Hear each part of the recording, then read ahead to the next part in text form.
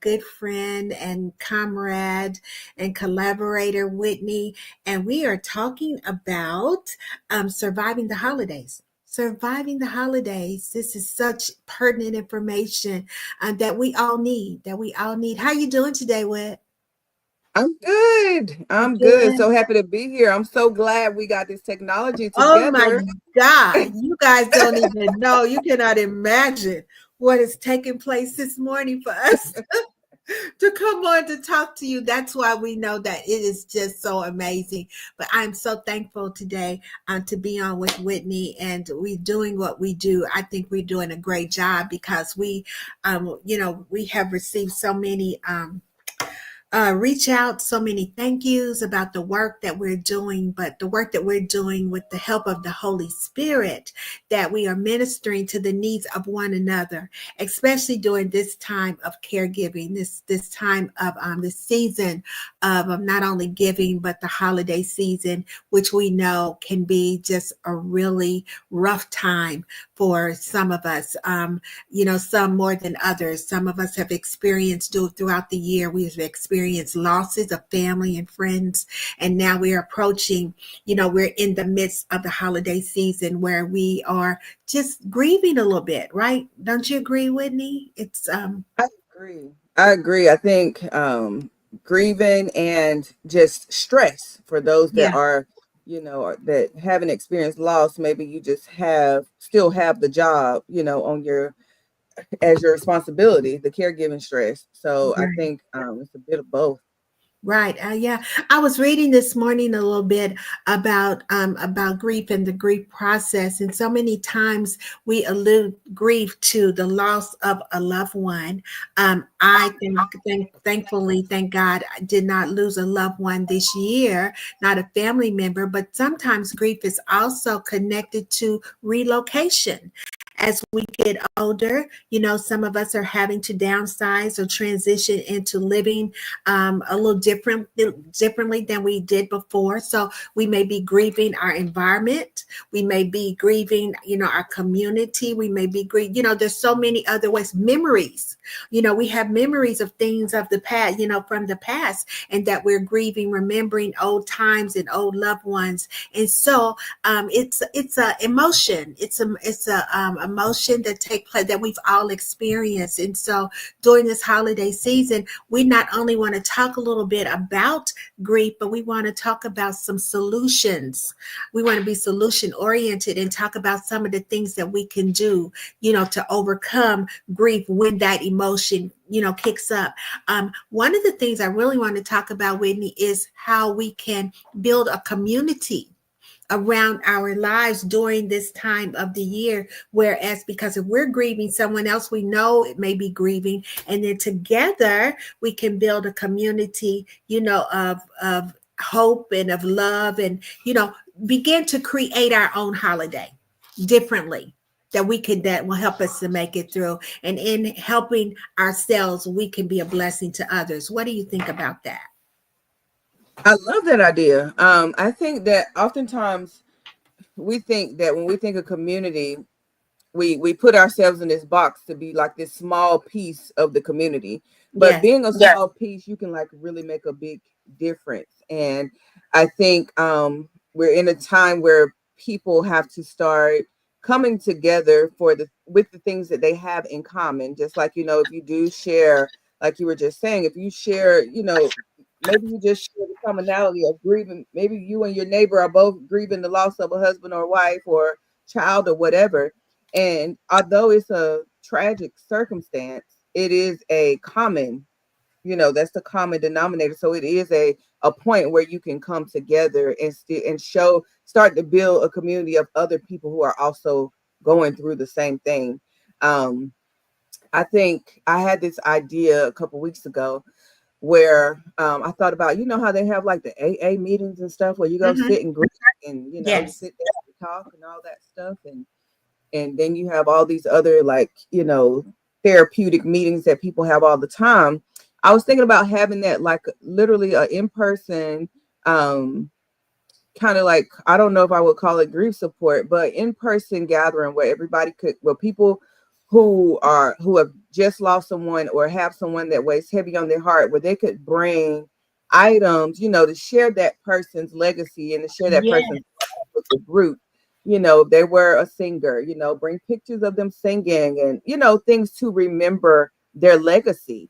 yes, Um, and yes, remember who they are, because oftentimes what I find gets people down the most when people pass away is that it looks like everybody's life is going on while hmm, they're stopped and their person was just forgot about. Like the yes, funeral happened, the death happened, and they feel like the person they lost was just forgot about by everybody else after the yeah. funeral.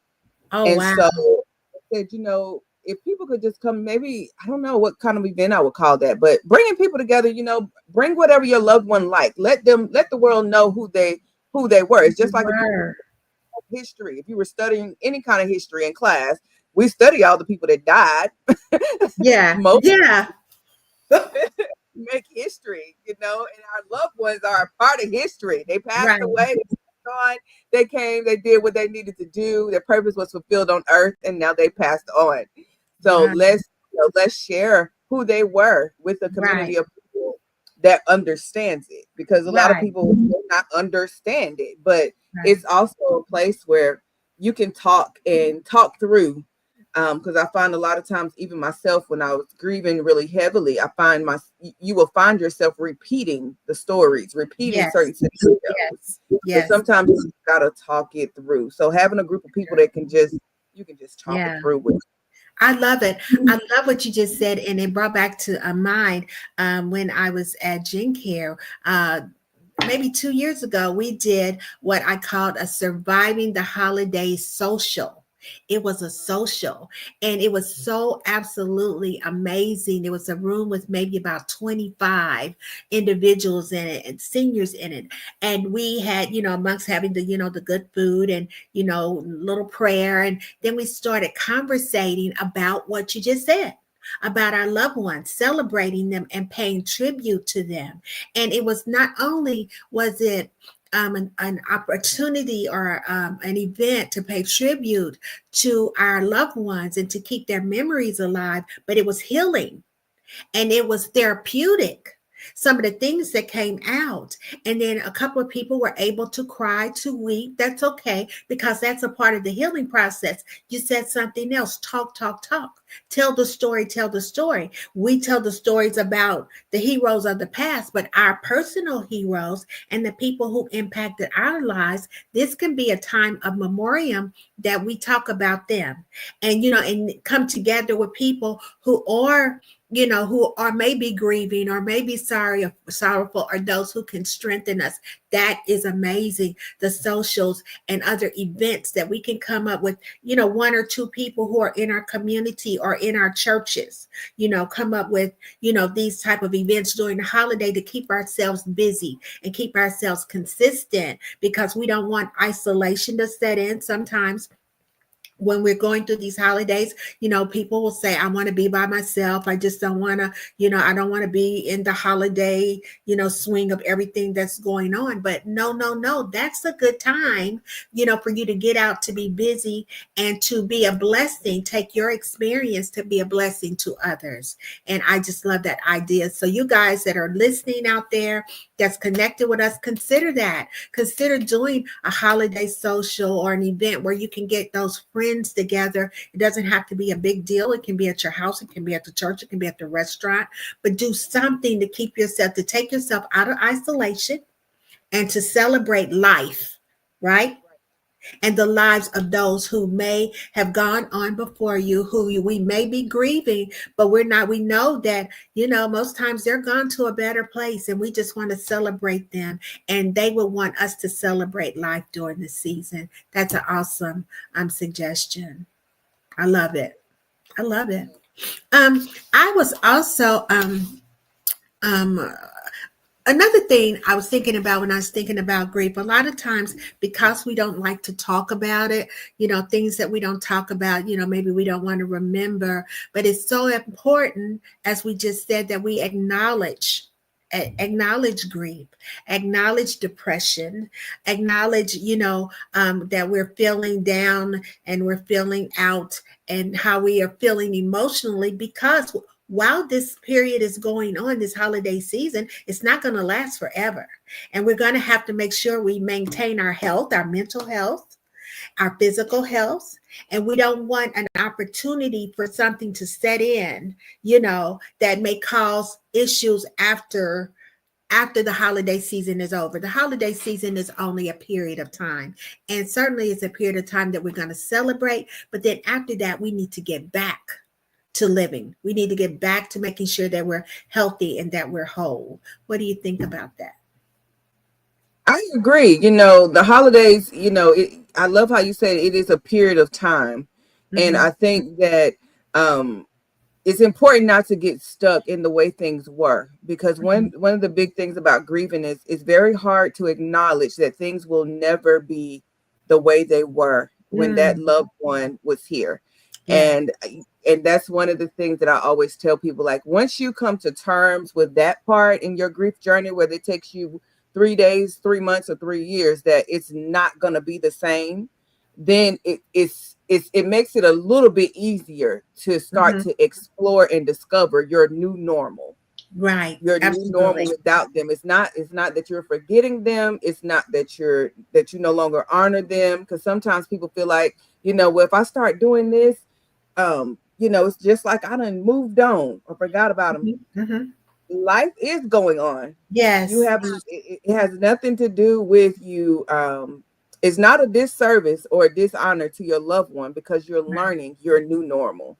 Correct. Correct. And that's what that will be my I guess my biggest advice to people is to when is to feel free to openly discover your new normal. And Right. but you cannot do that until you have come to grips with it won't be the same. Won't be the same. And to strengthen what remains. Yes. Strengthen when that loved one passed on. I know I've lost some people dear to my heart, but there was something after we went through that initial grieving process. There was so much that remained. There was so much that my mom taught me and my dad taught me, and I need to take that and honor them with my life, doing the things that I know would honor that person, right? Because they Yes. continue to live on in my heart, in my soul, in my mind. So it's always so much that remains, and it's always someone near us because we're so connected to one another, a neighbor, a friend, a church member who needs some of what we have. So it's Right. kind of selfish of us when you think about it to, just crawl up in our shelves and just say, I just want to be alone. We're not devaluing the grief process, but what we're Yes. saying is that we honor the person that we love when we continue to live on and maybe accomplish some of the things. Say, okay, next year I'm going to, begin to make plans. That's another thing. This holiday Yes. season is a good time because we're approaching the new year. So what am I going to do? Because certainly I don't want to go through 2025 grieving like I did in 2024. So take this Right. time also to reflect and to make plans in honor of our loved ones. There's so many ways when you look at it positively that we can honor and we can move forward with life since we have to live it um, in honor of our loved ones to make it through the holidays. So let's use the holidays instead of a grieving period. Let's use it as a tool, and let's use it to motivate us to approach our next. What's going to Yes. happen next? Yes, I ma'am. love that. I love it. I absolutely love that. I love how you put that. I use it as a tool to approach our Our next. I love it. next. Oh my God, yes. There's so much ahead of us. There's You're so much. right. There's so much. Yes. And join communities. There's senior Yes. centers. Oh my goodness. I get the chills when I think about it. There's senior centers. I don't know about where you live. Where I live, across the bridge, there are people homeless under the bridge. Under the bridge. You see what I'm saying? So how about serve someone else? But just make a list of what it is that you would like to do. Senior centers, homeless shelters, churches. Churches have events. community centers. Look and find, ask and find what is going on. Go to the movies, take a friend to the movies, have movies in your home. It's just so many things that you can do that can, can add life and value to the holidays. And that's what we want to do. We want to add value to the holidays. That's how we're going to cope with our grief, right? We're going to take that grief and we're going to turn it inside out, because really that's what it's the opposite. Grief is happiness and wholeness turned inside out. So we're going to take that and find ways to honor our loved ones with what remains. I love that. And I would say let's so I know we're talking about the grieving the loss, of a loved one. But let's shift just a little bit to those that may be watching who are currently caregivers, um, taking care of somebody 24/7 during the holidays, and they're trying Yeah. to get stuff done. They're trying to also deal with one of the topics that I talked about with Andrea last week was anticipatory grief. Yeah. Waiting on what's next while they Yeah. still have to go through the holidays, while they still have to take care of their families, while they still have to, still have to function. And so, Right. how what advice could we give people who are full time caregivers or just caregivers, and what can we tell them to empower them through the holidays? Because I know this can be a very stressful time. I talk to people all the time that are dealing with challenges through this time. I'm dealing with a couple families right now that are trying to transition their loved one from home to a assisted living or to a dementia care unit right in the midst of the holiday. So Right. what advice would you have, Cinder? Um, I always like to start with the fact, we talk a lot about self-care and mental health or mental illness. But the bottom line is, Whitney, is all you can do is all you can do. And we have to begin to develop planning for everything, planning even through how, as a caregiver, as a family caregiver, I'm going to be able to make it through this holiday season. Because once again, most of us are baby boomers, which means that we're sandwiched in between the responsibility of taking care of our senior, and we have children and grandchildren, right? So we want to celebrate with the children and grandchildren, but then we have, an elder here that we're trying to take care of. We're concerned about their health care, their health. We're concerned about the possibility of a transition taking place, what the future is going to look like for them. It's a lot. And we're only human and we're only one person. So again, this is a time, again, to pull family close, to pull community close, to pull loved ones and neighbors close to us that can help us to do the things that can help us to, as we always talk about, that circle of support or that circle of care. And don't feel bad about what you can't do, because year round as family caregivers, you're doing all you can do, right? So during this period, what I would say again is, don't feel guilty. Don't let guilt take over. Guilt is another thing that caregivers deal with.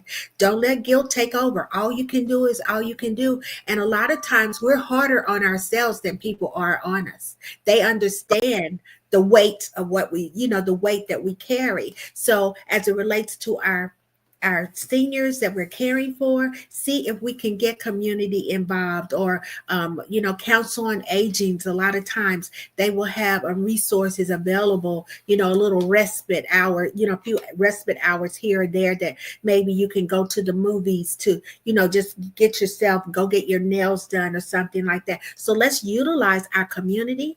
Let's utilize our churches. Let's utilize our family members who will come in to take part. And then for the other side, that our children and our grandchildren, once again, we're not gonna try to do the shopping thing and all the things that we normally do. We may not have the resources, so we can cook a meal, or we can just have a family movie night at home.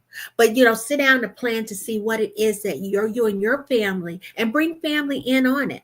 Allow them to, may have, we don't have to make all the decisions. Ask them, what can we do together as a family unit, that can still give us the festive environment and season, but we're not doing all that we used to do, because we can't do it anymore. So those are some suggestions that I would render. I would say too, utilizing I hear when I say delegate task, the first thing I hear from a lot of people is I don't have no help. I Right. don't have nobody. I don't have no family. I don't have this. I don't have friends. None of that. I didn't come from a support group. But now, to be honest, there are so many resources, like she just said, in the communities. Yeah. Even down to there's one that I've been utilizing for my household, and for myself a few times. A lot of insurances are partnered with Uber Health, and they Yeah. will come and pick you up, take you to the doctor, take you on your regular errands, wherever it is you need to go, and Yeah. bring you back. Right. And so that's one big thing, because I find a lot of people, especially family caregivers, they're trying to work and hold down a job as well as take their loved ones to every doctor's appointment, to go to their own appointments. And sometimes you just cannot do it all. You Yeah. cannot do it all. So just if you take nothing else, utilize that small nugget of just getting transportation to take your loved one to their appointments and to get Hmm. them back home. And Yeah. that alone takes a load off, because It sometimes takes a people have lot. multiple appointments in a week, and Hmm. you can't make them to them all, and they can't miss them all. So Right. utilize what the insurance has to offer, Hmm. um all different things, and Right. make your load easier. Yeah. I know sometimes there are people that during the holidays, even loved ones, the ones that we're taking care of, sometimes they get down during the holidays. Because Hmm. I want to shift just a little bit, because it ain't all about us caregivers. Yes, I'm a caregiver and I love caregiving. But we also have to understand the changes that the loved ones go through at the holidays as well, because they Right. also can get depressed Right. because things aren't the way they used to, or because they can't participate in the way that they want to participate. um I care for a lady right now, and she says all the time, I know during Thanksgiving she really wanted to cook because she was used to cooking, but now she Hmm. can no longer do that. So that brought on depression because she couldn't cook. So we Right. had to find something that she could do to where she Right. didn't feel useless, Yes. during the Yes. holidays. So Yes. it's kind of like a balancing act as It well. is. It Knowing is. how to communicate with the people Right. that you're taking, or the person that you're caring for, having Right. small conversations with them Yeah. to see where their knowledge is, or where their mind is at that Right. time, and to see what they would like sometimes as well. And that will help you, because that will keep them from being depressed or having a negative Yeah. attitude. Yeah. And then you're able to flow freely as well. That takes some stress off of you, because you know what they expect, or you know how to help them in the mental health area. Right, right. It's a new creative normal. I love what you just said. A couple of things. When you're speaking of the transportation, my mom was sight impaired, right? And she lost her sight at the age of 33. And she lives in Indianapolis. My sister was the primary caregiver. And my sister was just really, I mean, everybody was contributing and we were doing as much as we could do, myself, being long distance. And I remember when my sister connected through community sources with the RTA. Okay, that's the trans system in Indianapolis, and so they put my mom on a program where they would pick her up for her doctor's appointments, and they would take her to the doctor, and then bring her back home. Okay, my sister didn't have to go because my mother was extremely bright. She was just sight impaired. She's blind. And when I heard about that, Whitney, oh my God, I was like, oh no, you are not, my mother cannot be on a bus with strangers and she can't see. But I'm telling you, when we connected her to that program, oh my God, after that, she didn't want us to take her to because she still had her mind. She was still viable. She just couldn't see. So I said that to say, and that just became her, that was just a joy of her life for that van to come pick her up, to take her to the doctor's appointment so she could handle her business. She didn't need us at that point for that. So that's a very good point. A lot of times, our loved ones, even though they're going through sicknesses, we know that dementia is another thing, but there are solutions for that as well. That they may still have more capacity than we even know or we believe that they have. They're not as needy as we think that they are. Another point you made about the holidays. If mom loved to cook, Or if mom loved to do laundry, let her do it. Put the stuff in the bowl, put the ingredients in the bowl, and let her mix the bowl so she can bake her cake. You understand what I'm saying? It may not Right, be the cake absolutely. that she used to bake, it may not be the one you're going to bake, but still she's involved in the process. Bring them, roll them in the kitchen or wherever in the wheel. Let them be a part of the process, a part of the decorating, holding the ornaments as we are. You understand what I'm saying? And so then that's going to give them feelings of self worth. That's going to make us feel good because they're participating. And once again, it's making what could be a grieving process and a sorrowful process. It's going to make it better. It's going to heighten our holiday season and our environment. So we have to be creative, sit down and plan and think on how we can take, once again, strengthening what remains. Take what we do have and see how wonderful we can make that be, and you'll be surprised how things will change. Absolutely. And one key thing too that you said was socialization. Yes, They still need socialization, and that's what that ride provided for your mom. She got to get out, hear some different yes, voices. yes, She wasn't hearing her daughter all day long. yeah, getting on her nerves. Yes. So socialization is good. I think sometimes people are just have that fear, but once you get over that initial fear of seeing new people and integrating people into your care plan, Mm-hmm. it all works. It all works Right. well. Yes. And another company that uses now a lot of the home health care companies have partnered with Uber Health as well. So Yes. if your loved one gets home health for respite or home health, for a couple of hours a day through Medicaid or Medicare, then you can also check with the home health company to see if they are partnered with Uber Health too. So Super, right. And this is also a part of broadening the the circle of support, getting to know your care providers, getting to know them. They knew my mother. They knew my mother. She was such a wonderful person, but we felt safe. You understand what right, I'm saying with that care provider because they became part of family or part of our community. Whereas if anything went wrong, they know Miss Evelyn, this is Miss Evelyn. Her kids, they don't play. They're very involved in her, in her life and in her care plan. So when we're involved like that, we get to know our doctors and the nurses and the people who are picking our loved ones up. Then you broaden your community and it's taken the weight off of the primary family caregiver yeah, that you can trust your loved ones with people when you're not around. absolutely. Yeah. Absolutely. Well, we're coming to our time. I think. Did you have anything you wanted to? I'll let you sum it up and close it out, Cinder. I know you.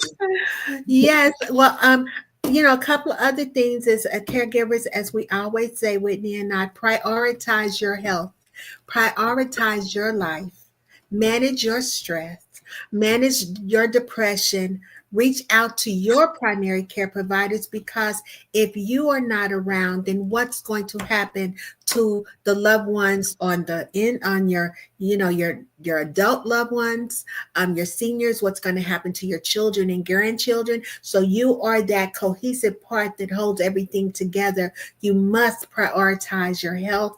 Also, during the holiday season, it's a time where it's a commercialized season where, spend, spend, spend. But we have to be mindful that, that's not what makes the holiday wonderful, that we go out and spend all of our money. It's about love, compassion, and empathy for one another. So do not feel bad or have expectations of yourselves or others if you do not have the resources that you used to have. And most of all, we want to continue to just pray for one another, pray for strength. Meditation is so important. When you get up in the morning, you have your day planned, but meditate, keep the word in front of you and prayer over you and your family and those around you, and you will make it through. You will survive the holidays because the holidays is just a small period of time, and before you know it, it will be over and life will be back to normal.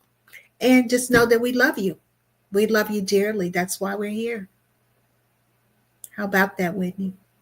I love that. You will survive the holidays. You will.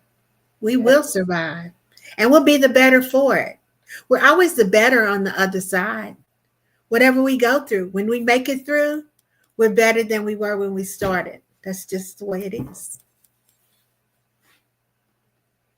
So I thank everyone for tuning in. I hope that we shared something that you could put in your back pocket and pull it out when you need it. And I look forward to us doing another live. If there's a topic that you would like to hear about, or something that you just feel like, look, I'm just stressed out and I want to hear other people's point of view, Reach out. topic, especially, reach out and we'll do a live and bring some other people on as well. So Absolutely.